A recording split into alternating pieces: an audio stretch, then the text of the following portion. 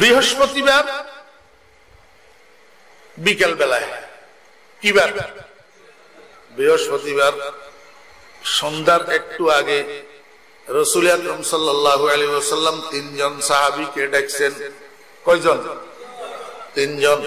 তিনজন সাহাবীকে ডাকছেন। একজনের নাম যায়েদ ইবনে হারেসা, একজনের নাম জাফর ইবনে আবি তালেব, একজনের নাম আব্দুল্লাহ ইবনে রাওয়াহা। এই তিনজন সাহাবীকে ডাকিয়া কয়, আমার সাহাবীগণ, মওতার ময়দানে একদিকে ইসলামী সৈন্যদল আর একদিকে কাফেরের সৈন্যদল মুখামুখি হইয়া রয়েছে যুদ্ধের অপেক্ষায়। কিন্তু ইসলামী সৈন্য দলের সেনাপতিগণ যারা যুদ্ধের পরিচালক হবে এরা এখনো সেখানে যাইয়া পৌঁছায় নাই। তোমরা তিনজন আগামী দিন শুক্রবার জুমার দিন ফজরের নামাজ পড়ি তাড়াতাড়ি রওনা হইয়া যাইবা। তিনজন মওতার ময়দানে পৌঁছিয়া যুদ্ধ শুরু করে দিবা। সর্বপ্রথম তোমাদের মধ্যে সেনাপতি হবে যায়েদ ইবনে হারেসা। যায়েদ ইবনে হারেসা যদি শহীদ হয়ে যায় সেনাপতি হবে জাফর ইবনে আবি তালেব। জাফর ইবনে আবি তালেব যদি শহীদ হয়ে যায় সেনাপতি হবে আব্দুল্লাহ ইবনে রাওয়াহা। আব্দুল্লাহ ইবনে রাওয়াহা যদি শহীদ হয়ে যায় মুসলমান সৈন্যরা পরামর্শ করি আরেকজন চতুর্থ জনকে সেনাপতি নিযুক্ত করবে। মনে রাখবা, এই চতুর্থ সেনাপতির হাতে মওতার ময়দানে ইসলামী সৈন্য দলের বিজয় হবে। ইসলামী সৈন্য দলের বিজয় হবে কত নম্বর সেনাপতির হাতে? চতুর্থ সেনাপতির হাতে। প্রথম তিনজন সেনাপতি কিন্তু শহীদ হয়ে যাবে। আমার ভাইয়েরা, দোস্ত আহবাব, এই কথাটা বলি, রাসূল আকরাম সাল্লাল্লাহু আলাইহি ওয়াসাল্লাম স্থান ত্যাগ করেছেন, নবীজি চলে গেছেন, সাহাবীরা তিনজন সেখানে দাঁড়ানো, কিন্তু নির্বাক, কেউ কোনো কথা কয় না। সর্বপ্রথম কথা বলি উঠছে হযরতে আব্দুল্লাহ ইবনে রাওয়াহা রাদিয়াল্লাহু আনহু। আব্দুল্লাহ ইবনে রাওয়াহা রাদিয়াল্লাহু আনহু, বন্ধুরা কি বুঝলেন? ওনারা দুইজনে কয়, আপনি কি বুঝলেন? আমার ইয়াকিন হইয়া গেছে রাইফেলের গুলি মিস হইতে পারে, আমার বন্ধুর জবান মিস হইতে পারে না, কারণ এটা জবানের রিসালাত। এই জবানের রিসালাতের থেকে আমরা তিনজনের জন্য শাহাদাতের সুসংবাদ বাইর হইছে। রাসূল আকরাম সাল্লাল্লাহু আলাইহি ওয়াসাল্লাম যখন চতুর্থ সেনাপতির হাতে ইসলামের বিজয় হবে বলছেন, তাহলে ইয়াকিনান আমরা তিনজন মওতার ময়দানে শহীদ হব, একজনও ফেরত আসতে পারবো না। সাহাবীরা কয়, তাতে কি হইছে, তিনজন শহীদ হব, কোনো অসুবিধা নাই। আব্দুল্লাহ ইবনে রাওয়াহা রাদিয়াল্লাহু আনহু কয়, কিন্তু আমার কথা আছে। কয়, কি কথা? কয়, জীবনে তো আর নবীজির পিছনে মসজিদে নববীতে জুমার নামাজ পড়তে পারবো না, কালকেরটাই শেষ, আমি যাব না। আপনারা দুজন ফজরের নামাজ পড়ে চলে যাবেন, আমি কিন্তু জুমার নামাজে আসার সময় ঘোড়াটা সাথে করে নিয়ে আসবো, মসজিদের সামনে ঘোড়া বেঁধে রাখবো। জুমার নামাজ আল্লাহর হাবিবের পিছনে শেষবারের মতো আদায় করি, তারপরে আর বাসায় যাব না, এমনি মসজিদ থেকে বাইর হইয়া ঘোড়ায় সাওয়ার হব। এত দ্রুত গতিতে ঘোড়া চালাবো, আপনারা সকালে রওনা দিয়া যেখানে পৌঁছাবেন, আমি জুমার পরে রওনা দিয়া রাস্তায় আপনাদেরকে সেখানে যাইয়া ধরবো। তিনজন তিন দিকে চলে গেছে। পরের দিন ফজর নামাজের পর হযরতে যায়েদ ইবনে হারেসা, হযরতে জাফর ইবনে আবি তালেব রাদিয়াল্লাহু আনহুমা দুজন ফজর নামাজের, কিন্তু আব্দুল্লাহ ইবনে রাওয়াহা যায় নাই। জুমার নামাজ যখন আজান হইছে, আব্দুল্লাহ ইবনে রাওয়াহা ঘোড়াটা লইয়া জুমায় গেছে। মসজিদের সামনে, মসজিদ নববীর সামনে ঘোড়াটারে বাঁধি এবার মসজিদের মধ্যে ঢুকছে। আল্লাহর হাবিব জনাবে মুহাম্মদুর রাসূলুল্লাহ সাল্লাল্লাহু আলাইহি ওয়াসাল্লাম মিম্বারের উপরে দাঁড়াইয়া খুতবা দিতেছে। এই খুতবা দেওয়াকালীন নবীজির দৃষ্টি যে মসজিদের মধ্যে ঘুরতেছে, এই ঘুরার মধ্যে নবীজির নজর মোবারক যাইয়া পড়ছে আব্দুল্লাহ ইবনে রাওয়াহার চেহারার উপর। আব্দুল্লাহ ইবনে রাওয়াহার চেহারার উপরে নজর পড়ার সাথে সাথে নবীজি চমকে উঠছেন। ব্যাপার কি, এরা কি আমার কথা মানলো না নাকি? মসজিদের মধ্যে আবার দৃষ্টি ঘুরাইয়া দেখে বাকি দুইজন কই।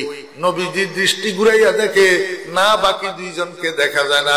নবীজি নিশ্চিত হইয়া গেলেন বাকি দুইজন ফজর নামাজ পড়ে চলে গেছে, তাহলে আব্দুল্লাহ ইবনে রাওয়াহা কেন গেল না? আমার ভাইয়েরা, দোস্ত আহবাব, জুমার নামাজ শেষ হয়েছে, আল্লাহর হাবিব আব্দুল্লাহ ইবনে রাওয়াহাকে ডাক দিয়েছেন। রাগে রাগে রাসূল আকরাম সাল্লাল্লাহু আলাইহি ওয়াসাল্লামের চেহারা মোবারক লাল হইয়া রয়েছে। হাদিসের রাবী বলতেছেন, মনে হয় যেন নবীজির চেহারার উপরে কেউ আনারের রস ছিটাইয়া দিয়েছে।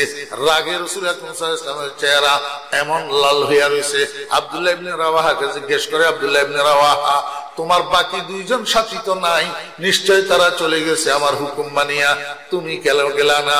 আব্দুল্লাহ ইবনে রাওয়াহা বুঝতে পারছে নবীজি নারাজ হইছে, নবীজি রাগ করছে। আমার ভাইরা দোস্ত আহবাব, সাহাবায়ে কেরামের একটা আদত ছিল, সারা দুনিয়াকে নারাজ করবে কিন্তু নবীজিকে নারাজ করবে না।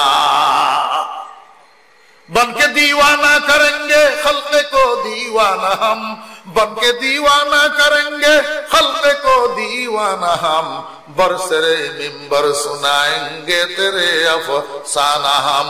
ও লাদুর চরবাসী মুসলমানের সন্তানেরা, তরুণেরা, যুবকেরা যারা এখনো পর্যন্ত বিয়ে করো নাই, আমি তোমাদেরকে একটা অ্যাডভাইস করে যেতেছি, খবরদার এই বিয়ে উপলক্ষে ছেলেরা হাতে মেহেদি দিবা না, গায়ে হলুদের অনুষ্ঠান করবা না। কে বেজার হবে, কে নারাজ হবে, তাতে তোমার কিচ্ছু আসে আর যায় না।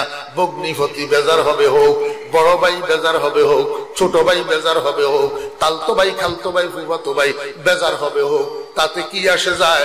মুহাম্মদুর রাসূলুল্লাহ সাল্লাল্লাহু আলাইহি ওয়াসাল্লাম যদি বেজার না হয়। আল্লাহু আকবার। আমার ভাইরা দোস্ত আহবাব, হযরত আব্দুল্লাহ ইবনে রাওয়াহা রাদিয়াল্লাহু আনহু বুঝতে পারছেন নবীজি বেজার হইছে, নবীজি নারাজ হইছে, নবীজি রাগ করছে। আব্দুল্লাহ ইবনে রাওয়াহার অন্তরে অনুশোচনার আগুন দাউ দাউ করে জ্বলতে শুরু করছে, চোখের পানি জর্জর জর্জর করে পড়তেছে। হাত দুইখানা জোড় করে, ইয়া রাসূলুল্লাহ বিশ্বাস করেন আমি আপনার সত্যবাদী সাহাবী, আমি মুনাফিক নই ইয়া রাসূলুল্লাহ। আমার সাথীদের সাথে আমার প্রতিজ্ঞা হইছে, মনকে বুঝাইতে পারতেছিলাম না, আপনার জবান থেকে আমাদের জন্য শাহাদাতের সুসংবাদ বাইর হইছে। নিশ্চিত বিশ্বাস করছি আমরা মওতার ময়দান থেকে ফেরত আসতে পারবো না, মরে যাব, শহীদ হয়ে যাব, কিন্তু জীবনের শেষ জুমাটা আপনার পিছনে আদায় না করি মনকে বুঝাইতে পারি নাই। ইয়া রাসূলুল্লাহ মসজিদে আসার সময় ঘোড়াটা সাথে নিয়ে আসছি, মসজিদের সামনে ঘোড়াটা বাঁধে রেখেছি। ইয়া রাসূলুল্লাহ আর ঘরে যাব না, এখান থেকে সরাসরি রওনা দেব মওতার দিকে। যেই কথা সেই কাজ। আব্দুল্লাহ ইবনে রাওয়াহা মসজিদ থেকে বাইর হইয়া এমনি সোজা যাইয়া ঘোড়ার পিঠে উঠছে, সামনের দিকে ঘোড়া ছাড়বে। এই সময়ের মধ্যে পিছনে দাঁড়ানো আব্দুল্লাহ ইবনে রাওয়াহার বিবি এবং 7 বছরের কলিজার টুকরা ছেলেটা পিছন থেকে ডাক দিয়া কয়, আব্বু। কান্না মাখা কণ্ঠ, চোখের পানি জড়া অবস্থায় ডাক দিয়া কয়, আব্বু আম্মুর কাছে শুনছি তুমি জীবনের জন্য আমাদের থেকে চলে যাইতেছ, আর কোনোদিন আমাদের কাছে আসবা না, তোমার চেহারা আমরা আর কোনোদিন দেখবো না। এরকম নিঠুর কেমনে হইলা বাবা? আমাদের থেকে একটু বিদায় হতো নিলা না, আমার গালে একটা চুমা হতো দিলা না, আমার মুখে একটু হাতটাও তো বুলাই দিলা না, দিলা না, আমাদের দিকে একটু তাকাইয়াও তো দেখলা না। নিঠুরের মতো এইভাবে কেমনে চলে যেতেছ? আপনারা ইতিহাস দেখেন, আব্দুল্লাহ ইবনে রাওয়াহা রাদিয়াল্লাহু আনহু ইতিহাস সাক্ষী, পিছনের দিকে আর তাকায় নাই, সামনের দিকে তাকাইয়া তাকাইয়া কয়, আমার বিবি বেচারা, তোমাদের মতো হাজার বিবি বেচা কোরবান দেওয়া যায়, কিন্তু মুহাম্মদুর রাসূলুল্লাহ সাল্লাল্লাহু আলাইহি ওয়াসাল্লামের হুকুম লঙ্ঘন করা যায় না। আশিকে সাদেক নদে যারা ফেদা মারহাবা বর আশিকা সাদ মারহাবা নদারদ আশিকে বেদিল কনাত ফজায়দ হিরস ওয়াইসাত বসাত দদম নবুয়ত বাইক মতলুব শারাম বহর দমদর তলব বরতর নিহদগাম। ও বিবি বেচারা, তোমাদের দিকে এখন আর তাকাবো না, তোমাদের সাথে দেখা হবে তো হাউজে কাউসারে দেখা হবে, এখন তোমরা ঘরে চলে যাও, আমাকে একবার শহীদ হইতে দাও। আল্লাহু আকবার। ও ভাইরা দোস্ত আহবাব, বুঝে থাকলে বলুন না, নিজের জীবনের মায়া বেশি, প্রাণের মায়া বেশি না আল্লাহ আল্লাহ রাসূলের মহব্বত বেশি? আল্লাহু আকবার। কথা তো শেষ করতে পারলাম না। হযরত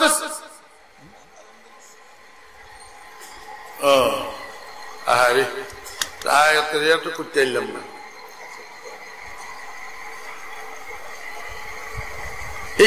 এক মিনিট। হযরত সাহাবায়ে কেরাম রিজওয়ানুল্লাহ তাআলা আজমাইনের দাম এত বাড়া কেমনে বাড়লো? একটু আগে যে বললাম, এক পাল্লায় সারা দুনিয়ার ওলি আব্দুল গাউস কুতুব, আরেক পাল্লায় সাহাবায়ে কেরামের পায়ের তালুর দুলা, তারপরেও সমান হবে না। কেন, এই কি কারণে? সাহাবায়ে কেরামের কাছে দামি দুইটা জিনিস ছিল। একটা দামি জিনিস হইল শেষ রাত্রে আল্লাহর দরবারে ইস্তেগফার করা, আর একটা দামি জিনিস হইল আল্লাহু আকবার, হুব্বে রাসূল। হুব্বে রাসূল, রাসূলের মহব্বত, এই এক দামি জিনিস সারা দুনিয়ার থেকে বেশি ছিল সাহাবায়ে কেরামের কাছে। আর একটা দামি জিনিস হলো শেষ রাত্রে ঘুম থেকে জাগি ওয়া বিল আসহারিহুম ইস্তাগফিরুন, আল্লাহর দরবারে কান্নাকাটি করা, গুনাহ মাফ চাওয়া। এই দুইটা দামি জিনিস সাহাবায়ে কেরামের কাছে থাকার কারণে সারা দুনিয়ার উপর দিয়ে আল্লাহ পাক সাহাবায়ে কেরামের দাম বাড়ায় দিয়েছেন। এই কাজগুলা গ্রহণ করার, নিজের মধ্যে আনার আল্লাহ পাক আমাদের সবাইকে তৌফিক দান করেন। ওয়া আখিরু দাওয়ানা আলহামদুলিল্লাহি রাব্বিল আলামিন।